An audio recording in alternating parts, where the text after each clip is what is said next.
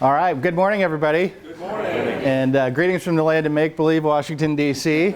Although sometimes you think you're in the land of make-believe here in Maryland, too, I'm sure, after some of the bad ideas coming out of Annapolis occasionally.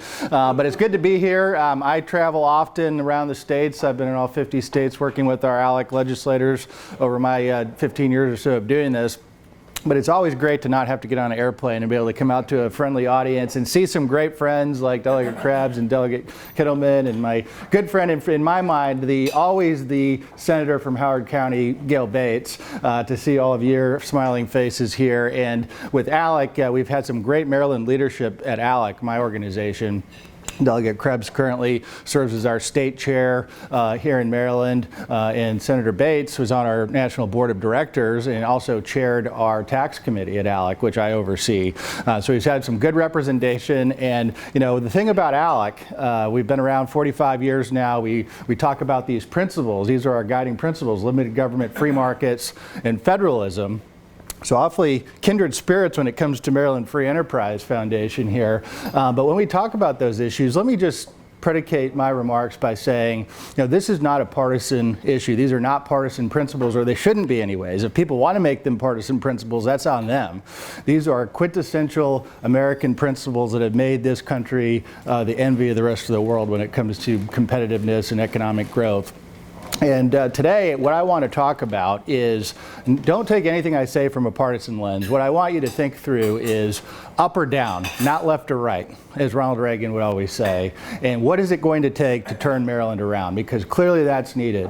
I don't have to make this case in a strenuous way to anybody in this room. You all know the steps that are needed to try to start to turn this ship. It's not going to be a silver bullet situation. You're going to need to work on it for a long time. And I think that's why your engagement in groups like Maryland Free is so essential, that you are engaged, that you're working with your members, Republican, Democrat, Independent, across the board, and telling them what you feel about issues from a nonpartisan basis. Because if they don't hear from you, we know who they're hearing from, right? And you know, I will finish with some positive news. I'm going to go through some ugly news for a little while this morning, but I promise I will finish it positive because of my home state's experience in Michigan, because I think there's some really interesting parallels from perhaps where you feel you are today, and a little hopeless in some cases with bad ideas and tax increases, certainly during the O'Malley years. Thankfully, Governor Hogan's come and turned things around in a much different trajectory now, and thank God for that, because that would have been just horrible to have another 8 years like he had in the previous 8 years when it comes to the policy. But there is light at the end of the tunnel, or at least there can be, if you stay engaged and stay engaged with groups like Maryland Free. So this is how to follow me on social media. I'm pretty active on Twitter. If you're interested in these issues, I'm always kind of showing what's out around the states, as I'm usually in about 35 or 40 states a year talking with members about policy issues. And, you know, ALEC is a group that is a nonpartisan organization. Like I mentioned, been around 45 years with our core governing principles of free markets, limited government, and federalism. We have about 2,000 state lawmakers who are members of ours across the board. And we also work with businesses across the board. We're not afraid to work with a public-private partnership as an organization. You know, sometimes the fake news media out there will demonize ALEC for being, oh, how dare you talk to businesses and talk to organizations that are employers. And to me, this is just a remarkable, strange attack on organizations. And you guys see it in Maryland all the time. Anybody that wants to stand up for those principles, they like to shoot the messenger, quite frankly. They don't want to talk about the issues, because they know when we talk about the issues and free enterprise perspective, we have the best answers. There's no doubt about it. And so that's what we're devoted to, and we encourage you all to stay involved. Let me talk a little bit about what's happening at the federal level, because I think it's been remarkable what's happened in the last couple of years in Washington, D.C. Who here, maybe previous to the election of President Trump, thought it was possible that we would see a complete rewrite of our federal tax code in the near future, right? Probably nobody. Because, you know, the last time we did a rewrite of the tax code, this was the scenario right here. And of course, that's not President Trump or Obama or Bush or Clinton. That's President Ronald Reagan, and the year was 1986. That was the last time we remade our federal tax code. So it was 31 years in the making, and let's hope to God it's not another 31 years before we tackle it again, because what had happened, as you all know, is the U.S. had fallen behind the rest of the world by standing still, basically. We had our 35% corporate rate. going into federal tax reform. We got it down to 21, and that was a huge difference. I think it's a game changer for so many American businesses as they try to compete with their competitors around the world. What happened, though, is, well, in 1986, our 35% business tax rate was about the world average. Fast forward to 2017, when we were debating the tax reform bill, the rest of the OECD country average, at least, was under 25. And so the U.S. had become very uncompetitive. And you saw these horrible stories about U.S.-based companies that were inverting for tax purposes and going to Ireland and going to England and, for God's sake, going to Sweden and France for lower taxes, right? I mean, this was a kind of a joke, you would think, but it was, the fact that they could save that much, that they were tearing down operations and moving to Europe for lower taxes. That all changed with federal tax reform. And obviously there's a lot of nuances to what happened, but overall we've seen a remarkable effect. Obviously this economy is still really strong right now. There's a few warning signs, I think, on the horizon, but no, I think we would, no doubt about it, be in economic downturn right now if it weren't for federal tax reform and regulatory relief and things that we've seen out of the federal level to help extend this bull market. I mean, a lot of people forget, we're going to talk about it in the context of public pensions later a little bit, but a lot of people forget this is the longest, at least equities run, that we've had in anyone's lifetime here. We just beat the tech boom in terms of its length, and it's remarkable that it's still going the way that it's going. And I do credit a lot of that to what's happened at the federal level. Now, one of the things that the media is not talking about, shockingly, to this group, is anything positive that happened from federal tax reform. You heard a lot of complaints and negative stories, and you heard about, there is the nuance of the state and local tax deduction, the SALT deduction that does hit higher income, higher taxed vicinities around the country, because that was capped at $10,000 annually instead of being unlimited previously. And so there are some nuances to what happened, but one of the things that they really don't ever talk about is the effect that federal tax reform is now having at the state and local level. And you saw this play out in Annapolis this year. I know Delegate Krebs and I were in close contact, and I wish things would have turned out a whole lot better. You got some tax relief, but other states around the nation have seen so much more, and they've used the catalyst of federal tax reform to create their own tax reform back home. So I'll explain why in a second, but Iowa, Missouri, two of the largest tax reforms in state history in both of those states this last year following federal tax reform. Idaho, Georgia, same thing. Your neighbors down on the southern side of the Potomac in Virginia actually cut taxes in a massive way in 2019. We did an ALEC conference call where we had Delegate Krebs and then Delegate Tim Hugo from Fairfax County, one of the surviving Republicans in Northern Virginia, talk about his bill, and each taxpayer now in Virginia this fall will see a check mailed to them for the amount of something like $200 for a joint filer to give back the overage of basically what happened with federal tax reform. So let me backtrack just a second and get into the weeds here. I'm an economist, so occasionally we do get into the weeds. I promise you we'll pull you out of the weeds closely afterwards, but let me just explain the linkage of the federal tax code to the state tax code, because this is the phenomenon that's caused all of this. And by the way, Bernie Sanders' Vermont even cut taxes this year because of federal tax reform. So don't let you hear for a minute people like Andrew Cuomo and Bernie Sanders and others talking about how federal tax reform has been horrible for their states that's allowed them to cut taxes. And here's why. We saw the phenomenon in 1986 as well. When the federal tax base gets broadened, that is, deductions and credits are disallowed and taxable income is broader, what we did at the federal level as part of tax reform is to reduce rates, so 90% of taxpayers saw a net tax cut as part of the federal level. But what happens when the states pick up? What happens is all states with income taxes, the 41 states that have wage income taxes, start with either federal adjusted gross income or federal taxable income as their starting point. And both of those numbers were larger because of the actions at the federal level. So if states did nothing, they see a massive increase in revenue. Or you could say it another way, a massive tax increase that happens at the state level that was unintended by the federal policy. And so what we've seen now, the debate across state capitals this year has been whether states give that money back to taxpayers and avoid the tax increase at the state and local level, or they hoard it and hope that everyone's looking the other way and don't realize that there was an effective local and state tax increase in relation to the federal tax cuts. So I promise I'd get you out of the weeds. That's the real deep dive of why this effect has happened. But what it's meant for many states is, if not hundreds of millions, billions of dollars of unforeseen and unbudgeted and ongoing revenue, which in the case of legislators, how often does that happen to those extents? I mean, this is a once in a generation opportunity, I think, to make your states more competitive. Maryland swung and largely missed when it comes to providing this relief. Probably not a surprise to this audience, but other states have moved the ball forward, left and right states across the board.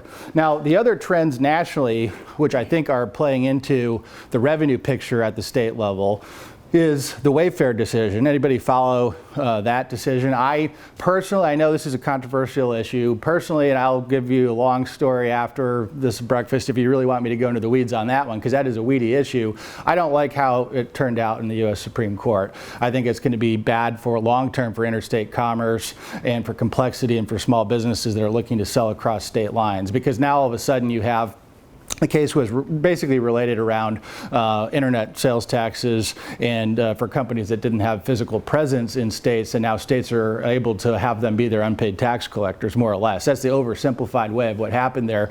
By extension, that's been a big revenue source for states all now, because they're going across state borders and doing collections they couldn't do.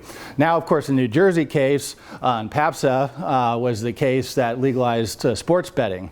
Before New Jersey and had the case, Nevada was really the only state that was heavily utilizing that right pre-federal law in 1992. So now we've seen several dozen states either enact or expand or at least introduce legislation. And Maryland was part of that, weren't they? Where did you guys end up on that this year?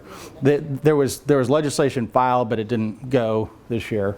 And then finally, I mean, the issue of cannabis taxation. There's a lot of states that are now legalizing, and it's a weird issue because it's still illegal under federal law. But states are going ahead and generally on the ballot initiatives are legalizing it and then figuring out the taxation element. Colorado, California, Washington State being some of the states that have taken the early gains on that. So those are some other elements that we're seeing broadly this year. One of the things before we get into Maryland competitiveness specifically is the nexus between state taxes and state spending, because take a step back for a second and think about it with the sense that at least states have to go through the exercise of trying to balance a budget. We don't even do that at the federal level in Washington, D.C. Now, you can complain about how your balanced budget amendment isn't effective, and a lot of state balanced budget amendments are not effective. Look at California, for instance.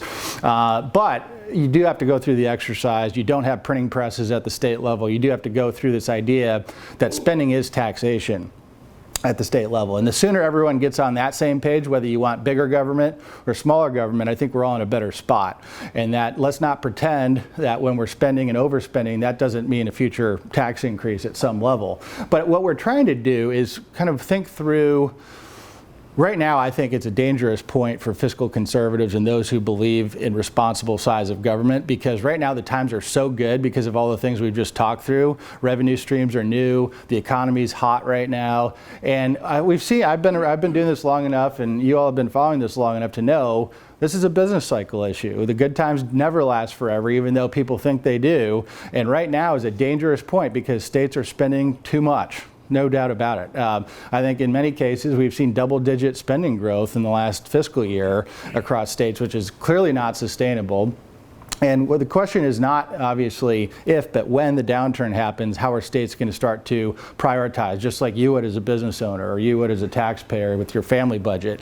And so what we're trying to get through is to break through the problem. And I think my favorite economist, or one of them, Thomas Sowell, put it best, which is the first law of economics is a scarcity of resources, right? But the first law of politics is to ignore the first law of economics.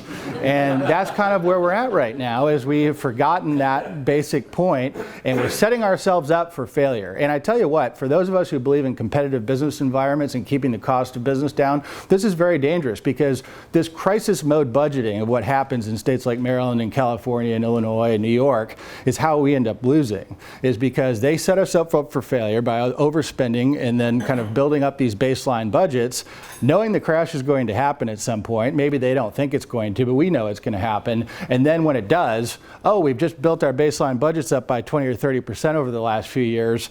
Now we have to raise taxes because we can't cut those budgets, right? Or if we do, we cut them by 1 or 2 points or something like that. So right now, that's kind of what keeps me up at night is whenever this downturn does happen, and it will at some point. Let's hope we can get a couple of more years of extension on this recovery. But when it happens, how are we preparing for that? And if we don't prepare well, let's not be too surprised if we don't have good people in leadership positions in states that they do go down the road of tax increases again. So one of the models we have thought through over the years a lot is how do you do more priority-based budgeting for state government? And Washington State, as many of you heard me talk about before, did it on a bipartisan basis. And here are the 5 questions that got them started. And I'm happy to share the slides if anybody would like to see them, because I'm going to have to go through some fairly quickly today. But basic things like, how do we know what success looks like, basically, right? This is a question where if you're a business person, you don't stay in business very long if you don't know what success looks like and how to measure success. You know, for our legislators here, how many times does that really get asked in a very meaningful way and followed through with metrics and results and ex post facto audits and performance reviews and things like that at the state level? It doesn't happen very often. A few states do it to some degree, but not to the degree they should have. But fast forward to what happened in Washington State. They had a $2 billion budget deficit. They solved it without a dime of tax increases because they went through this exercise and said, if you put a cap and say our economy is too weak to raise taxes, you can do a whole lot when it comes to prioritization. If you don't have that, then if tax increases are always on the table, then you never go through this, quite frankly, because this is hard work. You know, people talk about, this is something that gets my craw up sometimes, is that people talk about, oh, it's so hard to raise taxes. No, that's the easy way out. This is the difficult way out, to go through reprioritizing government, looking at efficiencies, but it has a huge payoff in terms of keeping your cost of doing business as a state down and keeping tax costs down.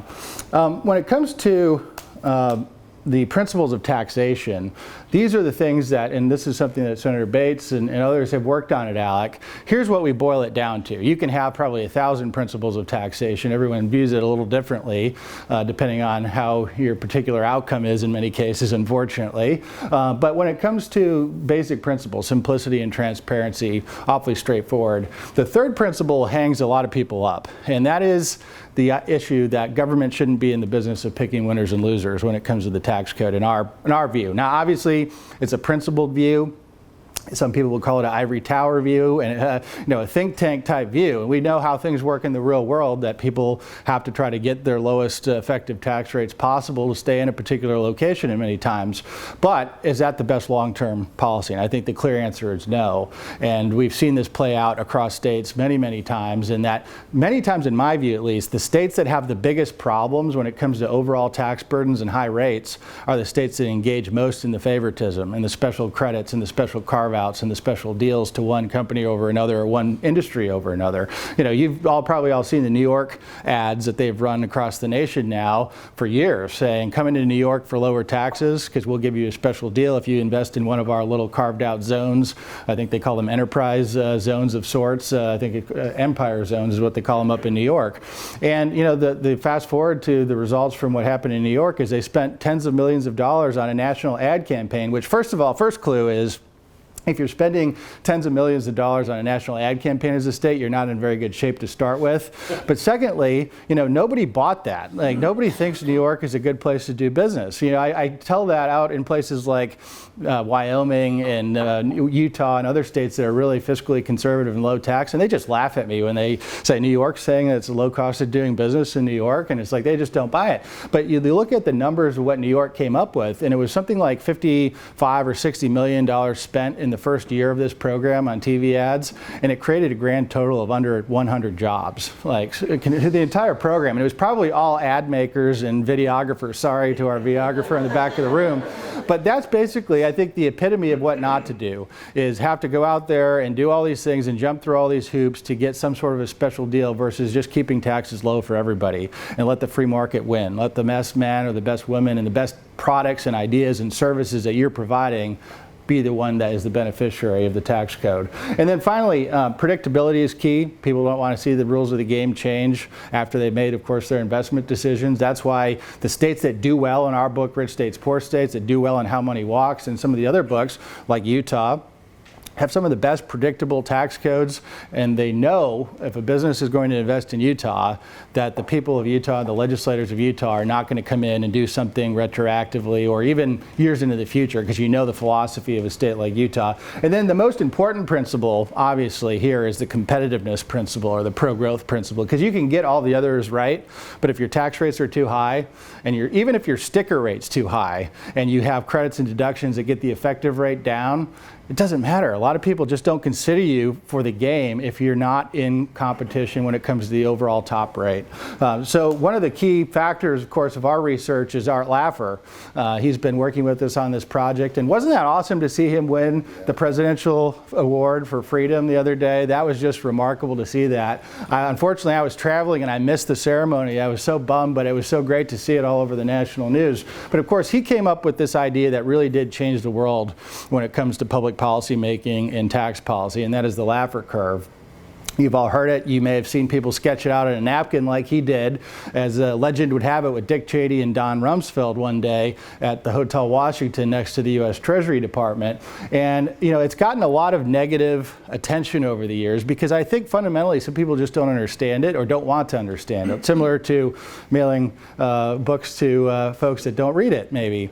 You know, the issue is here, at a 0% tax rate, how much revenue do you raise for government? Easy. Now, here's where people get tripped up. At a 100% tax rate, how much revenue do you raise for government? Zero, because nobody works for the privilege of paying taxes, right? Nobody. Now, the people have called this voodoo economics and other things, and you know, Paul Krugman at the New York Times, who was a formerly very respected economist, he actually won, a lot of people don't know this, he won his Nobel Peace Prize in economics for free trade back in, the 90s, I guess it was. And now, since he's become more of a partisan columnist at the New York Times and a left-wing columnist at that, he's gone after Laffer pretty hard. And a lot of people misrepresent this to say that by cutting taxes you always raise more revenue. That's not what the Laffer curve shows. The Laffer curve shows the relationship that there's a behavioral effect when people change the incentives, whether it's tax rates or regulation or other hurdles. You're going to get less economic activity, and by extension, in some cases at least, less tax revenue than you would have otherwise because of this change of incentive effect. Because when you get to this level, Ronald Reagan talked about it when he was an actor back in the days before the Kennedy, JFK Democrat tax cuts of the 60s, we had a top rate of federal income tax on the personal side of in the 90% range. That when he got to that range, he would stop making movies because at that point it wasn't worth it to him. That was a simple example, but you can imagine the business incentive effect when you get to those type of marginal rates. People engage in less business and more leisure. Maybe they spend more time with their kids or their grandkids. And you can see how that would have a measurable effect on not only economic growth, but then by extension tax growth. So one of the key findings of our book always is, this is going along the lines of How Money Walks. We talk about it in ways of how people vote with their feet, in a way of walking from one state to another when it comes to this race across these 50 laboratories of democracy that we have across the 50 states. And here's just the top 5 and the bottom 5. And this is a 10-year window. This isn't just 1 year. This is, we're not cherry picking any data here. This is a long-term trend in many of these states, that the states on the left side of the column here are generally states with free enterprise and limited government and pro-liberty policy ideas. Texas and Florida being the largest two gainers, with Texas gaining more than 1.3 million Americans on net over the last 10 years. Now let me tell you what this is and what this isn't. It is net domestic migration, which is important because those numbers would be even larger in some of these in-migration states if it was total population. What this doesn't consider birth rates or death rates, it doesn't consider international immigration. What it considers is when Americans are in the United States, where are they going once they're in the United States? So it tells us from a public policy perspective a little bit more instructively maybe some of the policy levers that states are using that are attractive to new migration from states that are maybe less attractive. So Florida and Texas, the big ones. North Carolina, a state that I know Maryland has lost a ton of businesses and individuals to over the years, a state that just did huge tax reform about 5 years ago and became very competitive, a flat tax of about 5% on personal. Anybody know what the North Carolina corporate income tax is? 2.5%. That was part of the massive tax reform that they did several years ago, one of the best in the last couple of decades. And of course, you see the continued positive results there from North Carolina. Colorado, a state that has gotten a lot of attention from California, ex-residents and ex-businesses have gone to Colorado. Arizona, the same thing. And then when you look at the states with out-migration, maybe ask yourself the question, what do these states have in common, right? And that is New York, down 1.3 million. The idea that you can run TV ads to make up for bad policy just doesn't work. Illinois follows behind at nearly 800,000 down. And that is really a sad story of the state of Illinois. I think they're going to even get worse before it gets better in Illinois. They just passed a $15 an hour minimum wage. Might sound familiar here after what happened this year in Annapolis, but they're also putting a progressive income tax on the ballot for 2020. One of the only really saving graces for Illinois policy recently has been that they've had a flat tax of under 5% on personal income taxes. That will likely go away, in my opinion, after 2020 of what's on the ballot. So look out for probably even worse things happening there. California, no need to really repeat that story. Although I will say in the media, they've tried to put a really good marketing campaign together to say that California is actually doing well. We'll get into a few more of those details later, but clearly people do not leave states to this degree if things are doing well.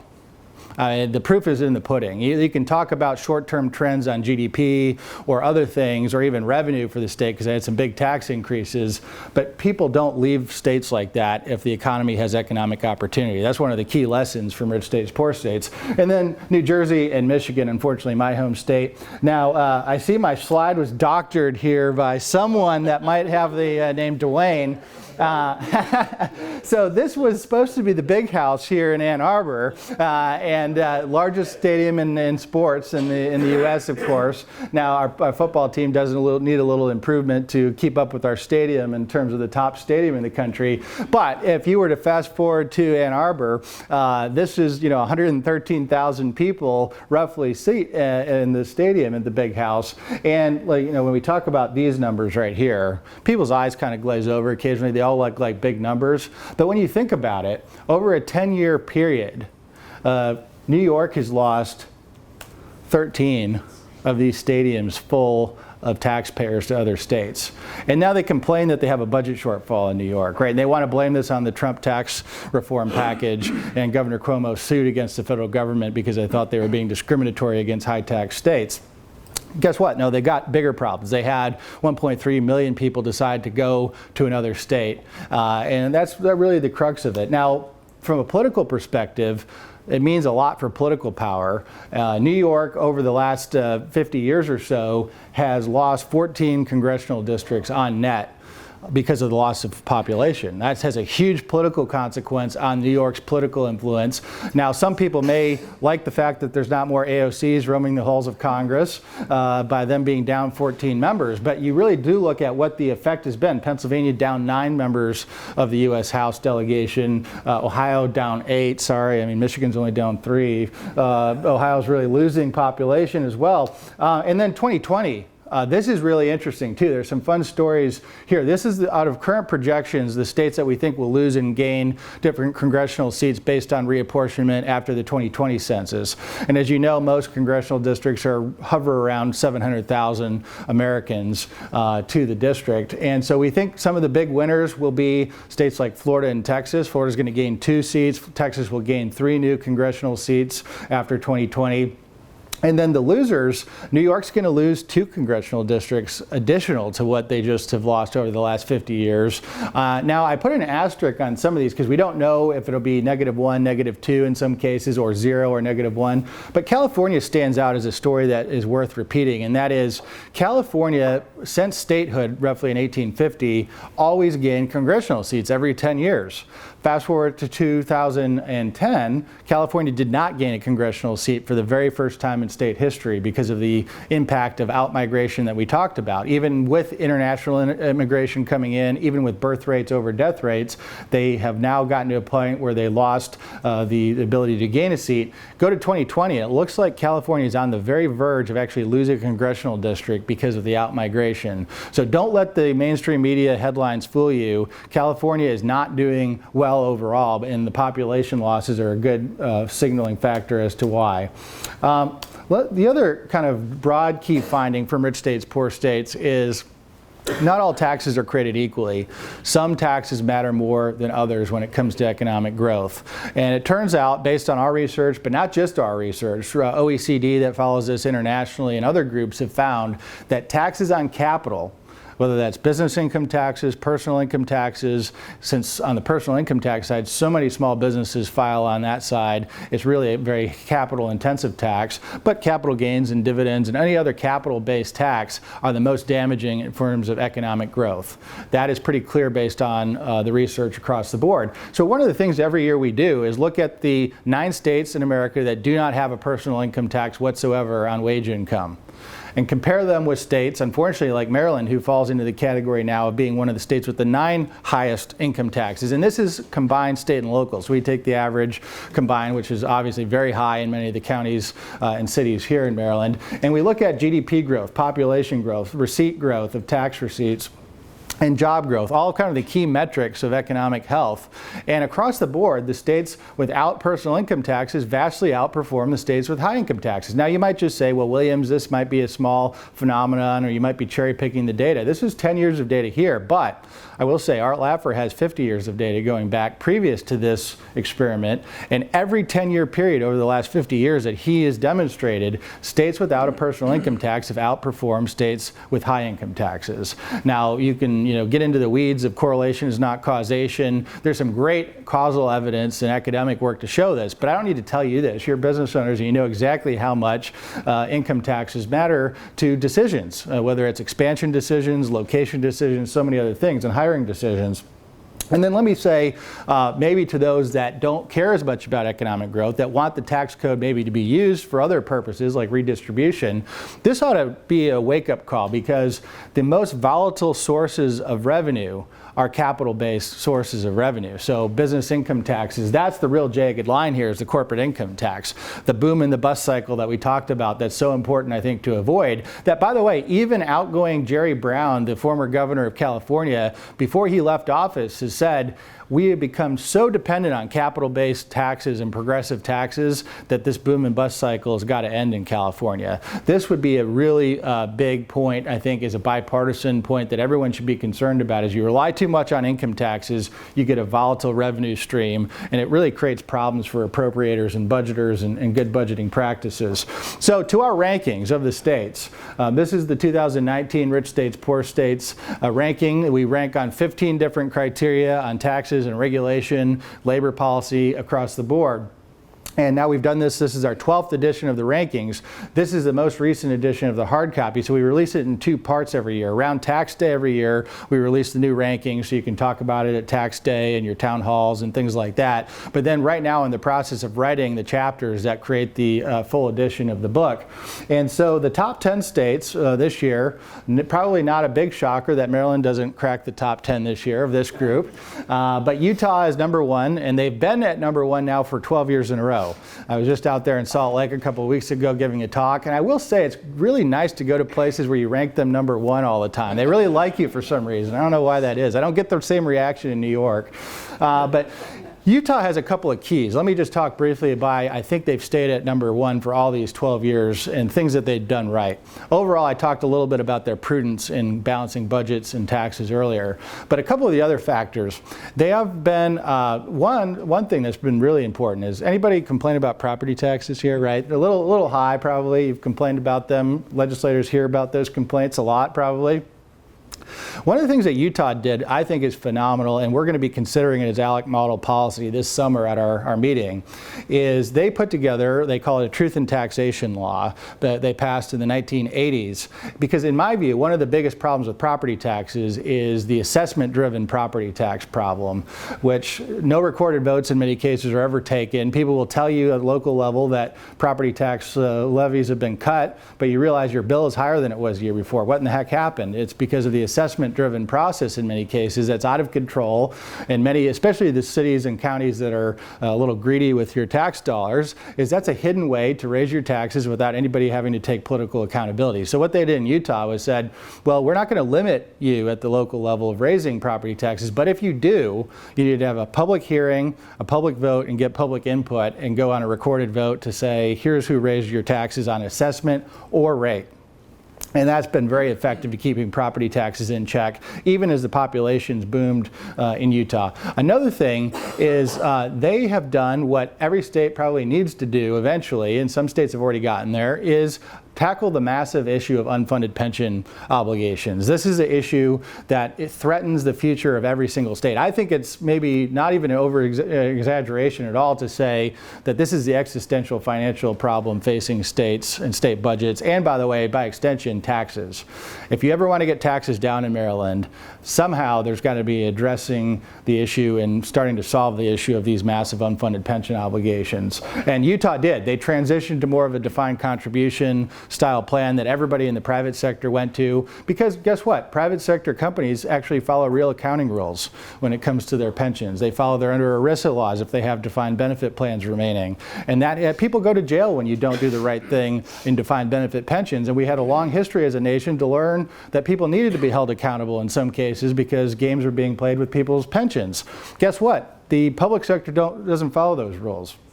And if you were in the public sector, and the kind of accounting that I know Delegate Krebs and Senator Bates and Delegate Kittleman have to deal with, is if you're a CEO or CFO and you're signing off on financials that are being used to govern public pensions at the state and local level, you would be in jail by signing off on those statements because of the bad assumptions that are being used, by the annual required contributions that are not really required at the state and local level or not being made. This is a huge crisis that's building and building, and the numbers for Maryland are much higher than the official state reports would suggest. In fact, the other publication I brought is all about public pensions, and we rank the states by unfunded liability because that's really a future tax increase. The number for Maryland, are you ready for this? I'm glad you're all sitting. $15,000 for every man, woman, and child in the state would be what it would need to pay off the current unfunded liabilities, assuming that more bad decisions aren't made in the future when it comes to public pensions. So it's a massive issue that needs to be dealt with. And so that's some of the keys to Utah. Here are the other states that round out the top 10. Indiana's one that's been incrementally creeping up now for about 6 or 7 years, starting with Governor Mitch Daniels, Governor Mike Pence. They became a right-to-work state, as many of you know, started the Midwestern movement towards right to work. And they also have been cutting personal and corporate income taxes, capping property, and also sales taxes. Then you have the no income tax states of Tennessee and Florida. We talked about North Carolina and their massive tax reform of 2.5% corporate rate, and so many good things happening in the top 10. Bottom 10, luckily Maryland doesn't quite crack its way into the bottom 10, although you're getting awfully close. It's getting tenuous. New York's been 50th out of 50 for nearly every edition of Rich States, Poor States. Bernie Sanders, Vermont, even though they cut taxes, still have a ways to go at number 49. Illinois, California, New Jersey round out the bottom 5. So Maryland's at 34 right now. Obviously, that's not as maybe not as good as you'd like to see it. Maybe it's not as bad as you'd like to see it, depending on your perspective. But here are a few of the reasons why. And I will say there should be somewhat of a caveat. Anytime we talk about Maryland, you talk about census figures, is when you look at tax burdens. Maryland's tax burden looks artificially low because of the income levels being artificially high with the federal government presence, obviously. So that's one thing that you probably do rank worse than 34, but government statistics won't really show that. Low sales tax burden is one of the things. You don't have a low sales tax rate, but because of your income levels being high, Census determines that based on personal income as a percentage, so you look relatively good there. Also relatively low workers' comp costs to other states, which may be a surprise. I don't know the story behind that. I'll have to get filled in on that from some of the people that have followed it. Yeah, comment? The reason why it's low is because we actually have a very low industrial base. So we have, well, there you go. Production is second lowest to, I think, Hawaii, which is goods and services according to. Because you've taxed everything out of the state, and then it's government. So there's not a lot of workers' comp issues. Right. Really doing a lot of jobs. So that's almost fake news then. We can, okay, good. This workers' comp laws in Maryland are caustic compared to Virginia and Wisconsin. If you look at the how, when you can initiate workers' comp, like I think it's like 3 or 5 days compared to like 10 days. There's all sorts of other, and we have in perpetuity issues. We also have, well, anyways, I don't want to go into it, but there's a lot of issues. Well, yeah, let's follow up about that because that's really important to layer texture to that data point. Yep. And an improved regulatory environment that has created competition with additional carriers in the state. All right, very good. Thank you, Governor Hogan, and his work. So, and then, of course, many of the things, I almost ran out of sides of this slide to fit in some of the problems there that cause you to get your weighting weighed down. Income tax rates, the local add-on, both on personal and then corporate rates being over the average as well. Remaining tax burden, that's everything outside of income, property, and sales. So the fees and other taxes that all kind of get aggregated in that category, you come in the bottom 10 nationally in a bad way. And then certainly being the only state in America now to have the estate and inheritance tax, something that Delegate Krebs has talked about for many years and I've worked with her on.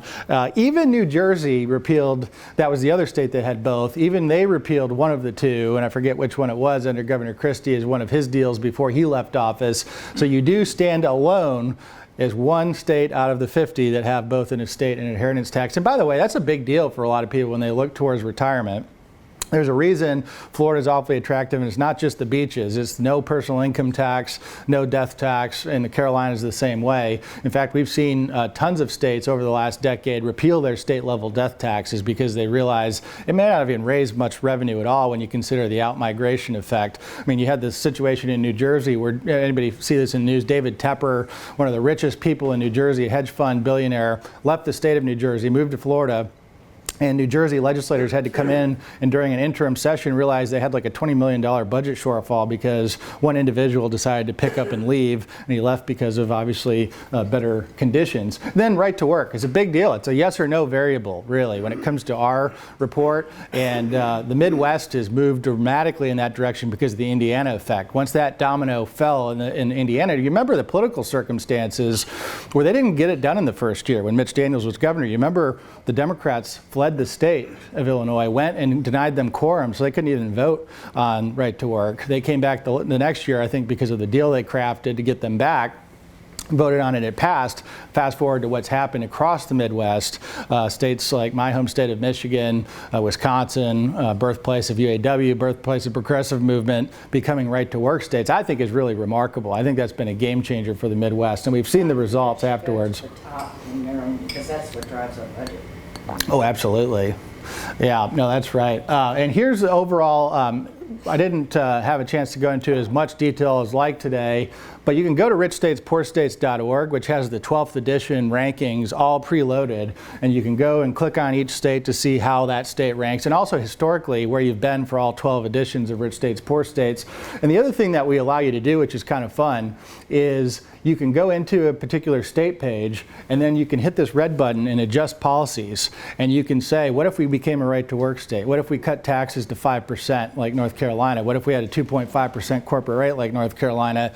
What would that do to the overall ranking? And as you can see with the click of a button, how that would change Maryland's ranking. So it's a fun thing for lawmakers as they're considering, policies, or you to see how could we turn Maryland around and get back to at least the top half of states. And so I encourage you to pick up the unfunded pension liability report. I had some pension slides to go in more detail. I think that'll be a presentation for another day because we're running short on time.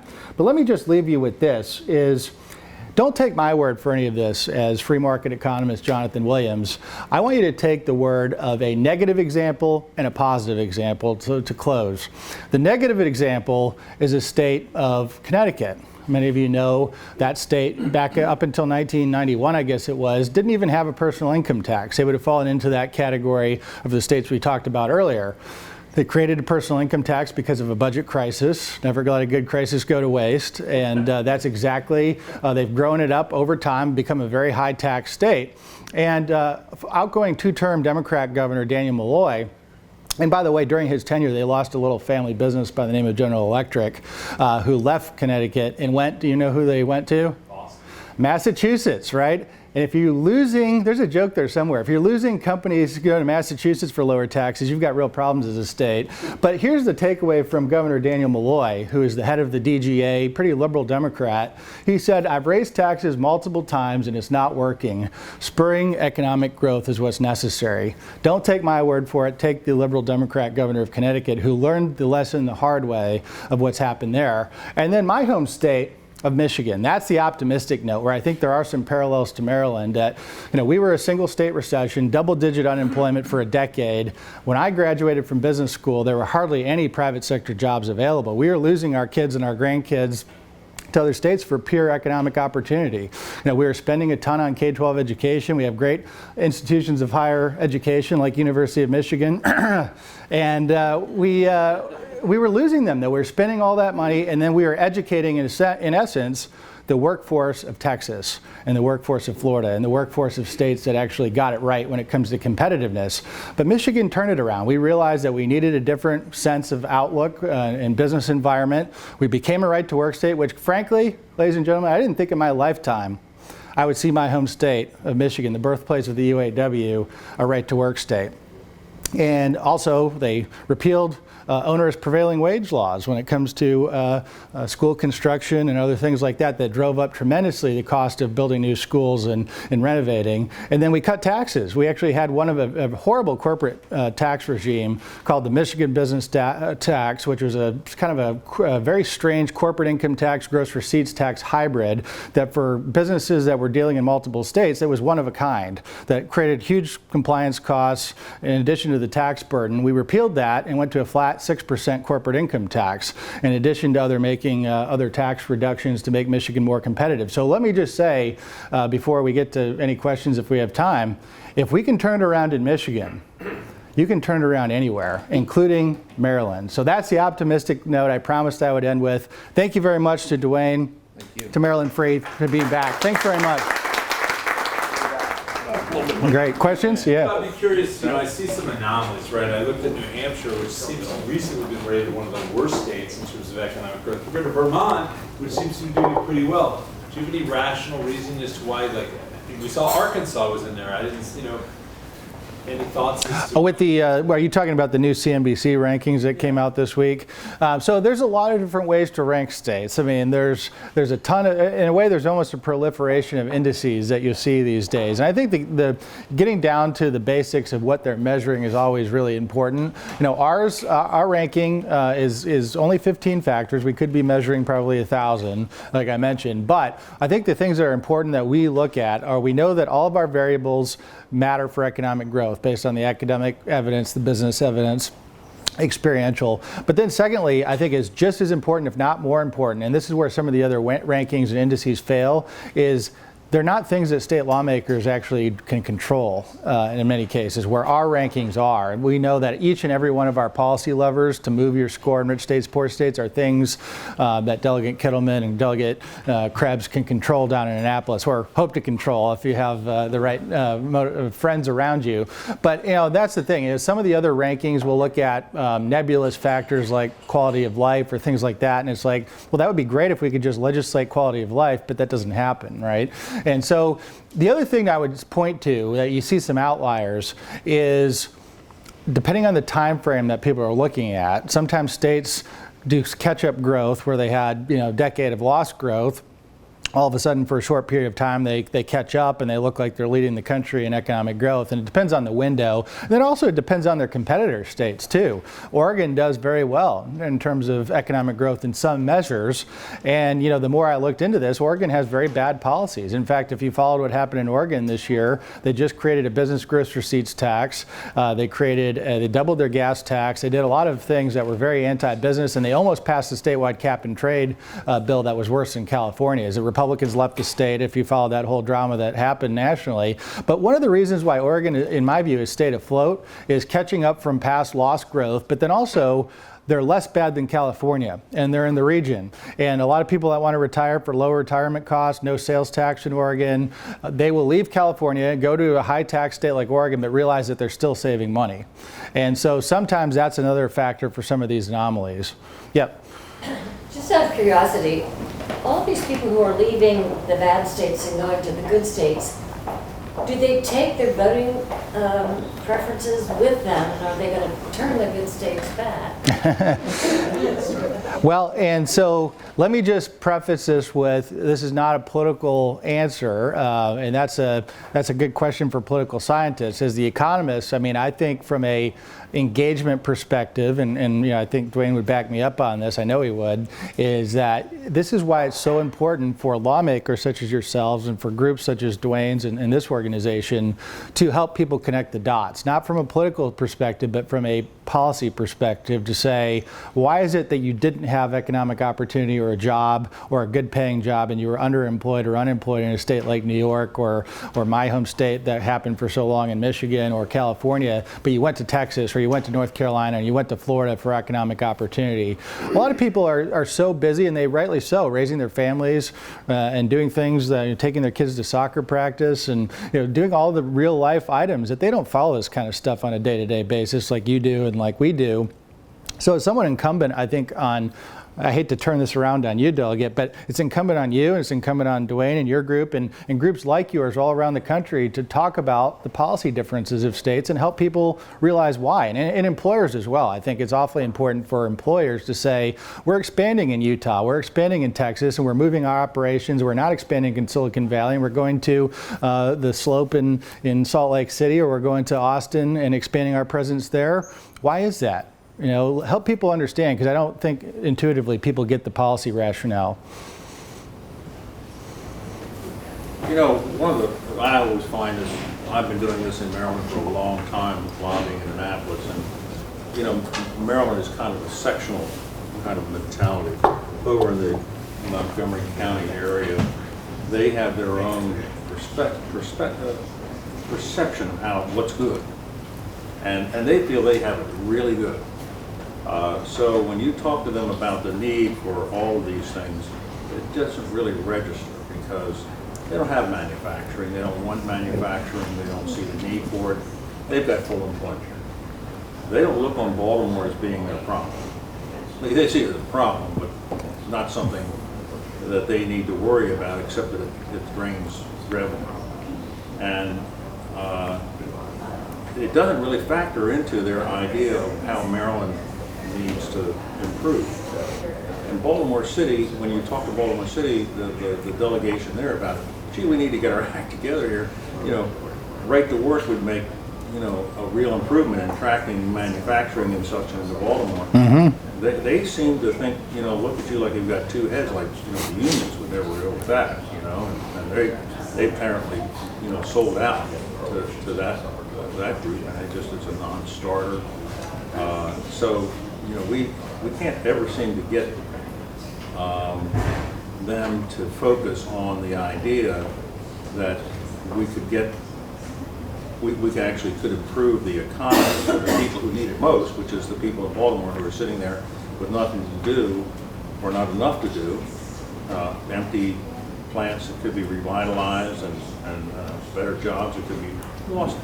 Tens of thousands of manufacturing jobs and plants are sitting idle. A port that is underutilized, and a transportation system for distribution that's not properly developed. And we don't seem to be able to get our General Assembly focused on that, because it just doesn't seem to be anything that they're really concerned about. They just never really get off the starting line. Because they feel like they've got it great. They're over in Montgomery County, they've got all the government jobs they want. You go over, and the same thing's true for Prince George's County. So that seems to be a real problem. And I think that what we've talked about here is absolutely on target. But I think we need to drill down a little bit deeper and find a nerve somewhere that we have found. Yeah, no, do you want to weigh in on that first? Yeah. I want to just elaborate for a second. You know, we know that we're not going. We don't have the problems that Detroit had, which led to Michigan going right to work. Right? We're not going to get there because it's good enough everywhere else. But we have horrendous situations in Western Maryland, the Eastern Shore, and Baltimore City. Those three areas desperately need manufacturing, warehouse, you know, the more blue collar tech type jobs. And I think it was Kentucky that went county by county. Yes, first, before state, then they ended up doing it at the state level. Were you guys involved in that? And are you talking at all with the Maryland legislators about how we might be able to, because I think we could maybe move a needle And getting county right to little work. pockets, but I know that the politicians are worried that it's a Let me just say, nose under the tent. one of the concepts that Patty Van Basu and I talked about was enabling legislation to allow municipalities to become right to work, possibly only relative to the private sector. Could be analogous It would have to be private sector. enterprise zones. That's right. I had a conversation with Mike Bush about 3 years ago. He agreed in private that made all kinds of sense, but he could never say it publicly. Right. I think there's a lot of So then it's incumbent on us to educate everybody. There's a lot of sentiment of that, but Right. it's the camel's nose under the tent. That's what the what they're concern afraid of the unions. And unions are so powerful. They're the biggest political force in Maryland by far. Yeah, and you know, it's a difficult, you know, because it's got to be, in a way, different conversations with different parts of delegations, right? Because I think the case to be made in a Baltimore situation is somewhat analogous to Detroit in some respects, different political circumstances, but certainly the devastation of loss of population, loss of manufacturing, loss of good-paying jobs in the area is pretty spot on to deal. And you know, in Michigan, they realized statewide that to be healthy as a state, you needed Detroit that was going to start to turn things around. And thank goodness for private sector entrepreneurs like Dan Gilbert and others in the city of Detroit that have helped to make that happen. Of course, the bankruptcy was painful, but you know, they have emerged from that, and it's a lot of people are seeing it as a pretty good investment opportunity in some cases. Now, you go to the Montgomery County discussion is, I think, trickier actually than the Baltimore discussion because things are so good. And there's no doubt about it that the federal government being, you know, in at least from an economic sense in Northern Virginia and suburban Maryland has been a huge positive when it comes to economic activity that otherwise maybe wouldn't have happened. And people get very comfortable with that and say nothing needs to change. The same thing in Arlington and Alexandria, Virginia. They don't see the problems in Richmond and some of the other places. You can reduce the traffic jams. Right, I would get drawn and quartered in some places for saying that was a net positive. But I mean, from an purely economics perspective, the economic activity suggests that it clearly is. But you know, with things so good, with near frictional unemployment being like zero there, I mean, that's an issue where people don't see the need to change, right? So I do think the local approach is a good one to talk about from a policy perspective, and that's where Kentucky started, as you noted, before they became a statewide right-to-work state with Governor Bevin.